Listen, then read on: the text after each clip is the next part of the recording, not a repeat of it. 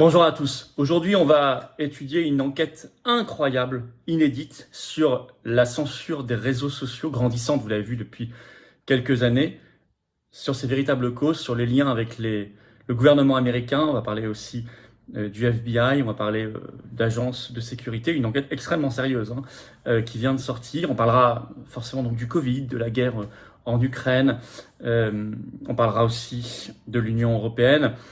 Bref, je crois qu'il faut s'accrocher, il faut écouter, il faut lire tout cela, se documenter, parce que c'est la condition du combat pour notre liberté.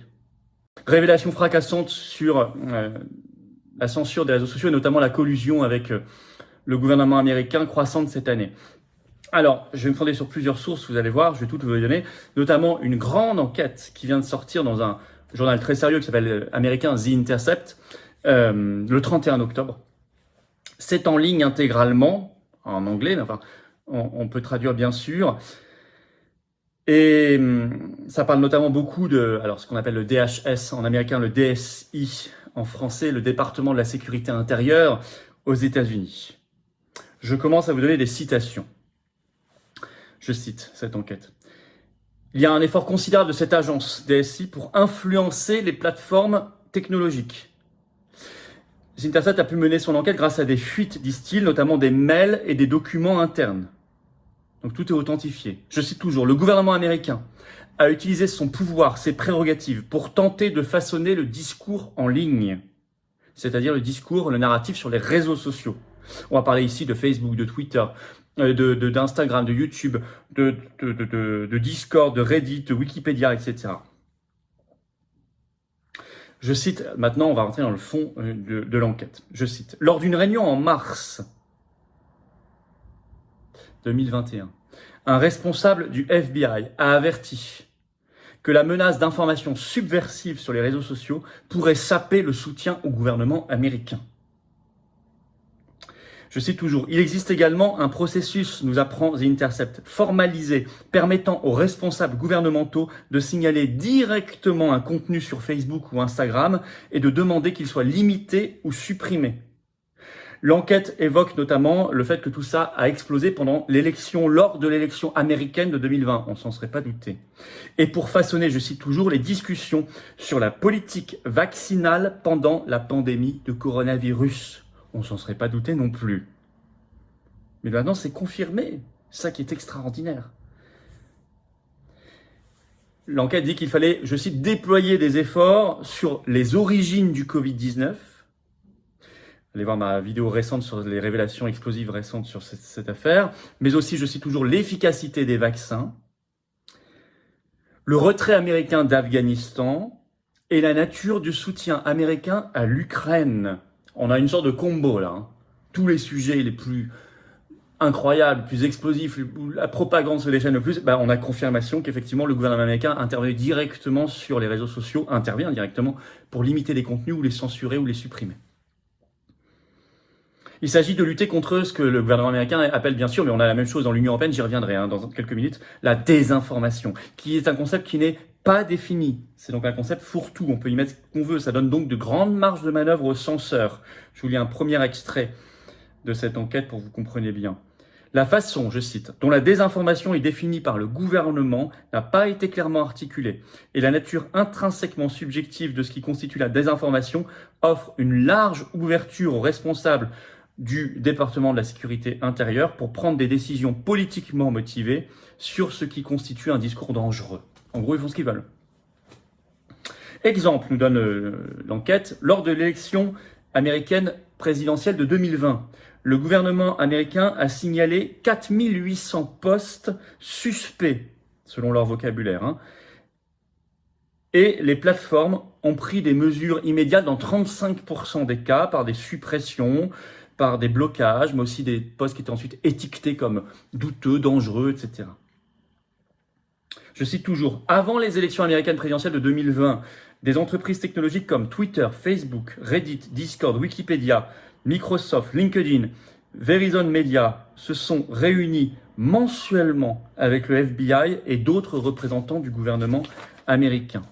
En juin 2022, un comité consultatif du NHS, qui compte notamment, du DHS, pardon, c'est-à-dire le département de la sécurité intérieure, qui comptait notamment, et vous allez la retrouver, Vijaya Gad, vous savez, celle qui avait supprimé le compte de Donald Trump sur Twitter ou du New York Post, celle qui a été virée immédiatement par Elon Musk. Bon, on la retrouve là.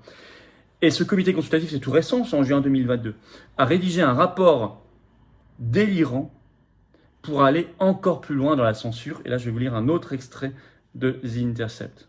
En juin, le même comité consultatif du DHS, qui comprend le responsable de la politique juridique, de la confiance et de la sécurité de Twitter, Vijaya Gad, et la professeure de l'université de Washington, Kate Starbird, a rédigé un rapport au directeur de la CISA, donc à l'intérieur du DHS, département de la sécurité intérieure, appelant à un rôle élargi pour l'agence dans l'élaboration de l'écosystème de l'information. Le rapport a appelé l'agence à surveiller de près les plateformes des médias sociaux de toute taille, les médias grand public, les informations par câble, les médias hyper partisans, la radio parlée et d'autres sources en ligne.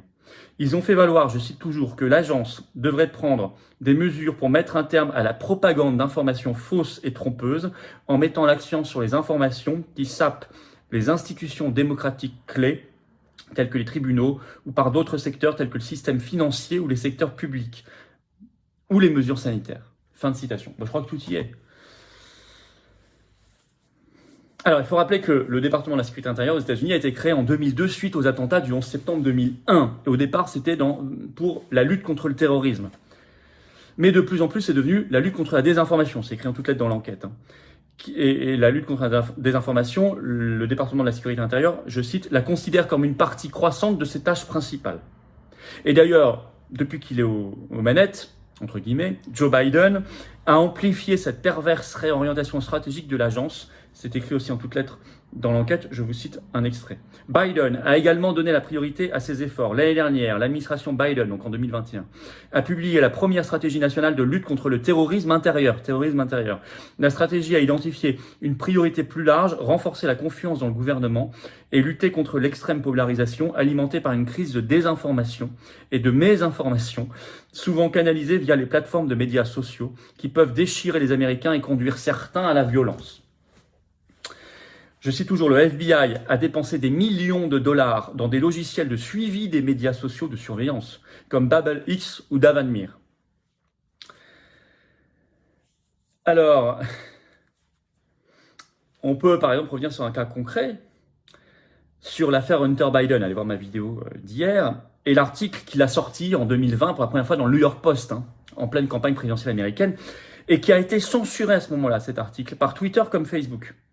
Eh bien, en août 2022, Mark Zuckerberg, le patron de Facebook, a révélé, je cite The Intercept, a révélé que Facebook avait limité le partage des reportages du New York Post après une conversation avec le FBI.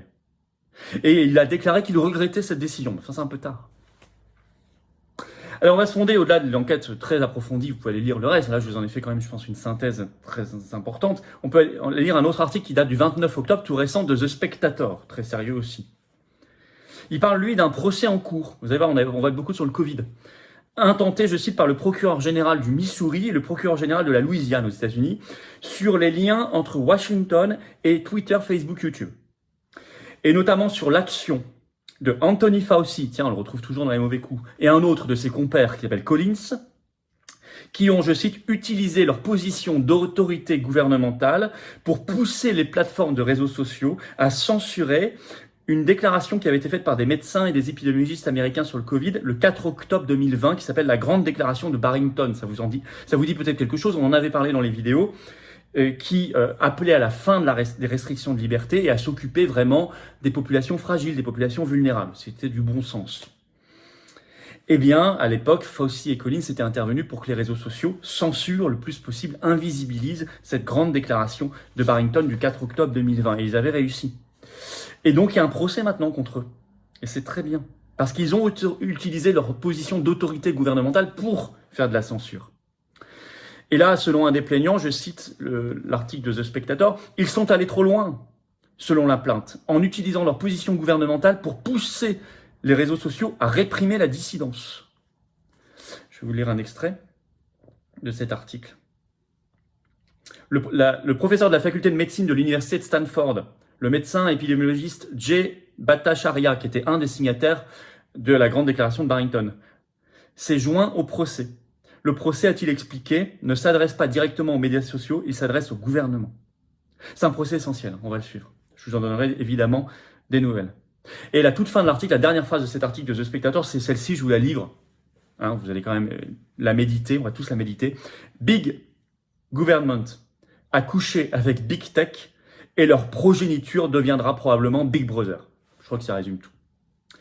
Chez nous, vous avez l'Union européenne qui joue le même rôle, qui a édicté son règlement sur les services numériques qui doit entrer en application partout, dont la France, bien sûr, le 1er janvier 2024, issu d'un accord trouvé le 23 avril dernier pour lutter contre la désinformation, pareil, la haine en ligne, pareil, concept non défini, concept large, avec toutes les dérives et les dangers possibles.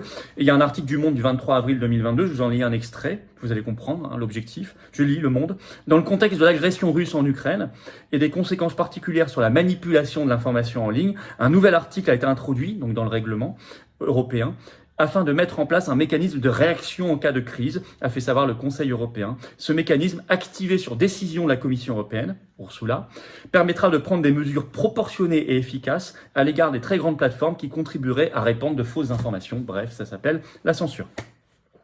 Complètement subjective. Alors en conclusion, je crois qu'honnêtement ces informations elles sont quand même très précises, très concrètes, très essentielles, très nouvelles. Et très, alors on pouvait se douter de plein de choses, enfin maintenant on connaît la mécanique réellement, les coulisses. Donc, pour le réveiller et combattre, réveiller et donc permettre un meilleur combat, il faut faire savoir cette collusion. Comment ça marche vraiment? Faire savoir ces coulisses de la censure. Je vous demande de la lutte contre la liberté d'expression. Je vous demande donc peut-être que vous ne le faites pas d'habitude, de diffuser cette vidéo, de la partager sur vos réseaux sociaux,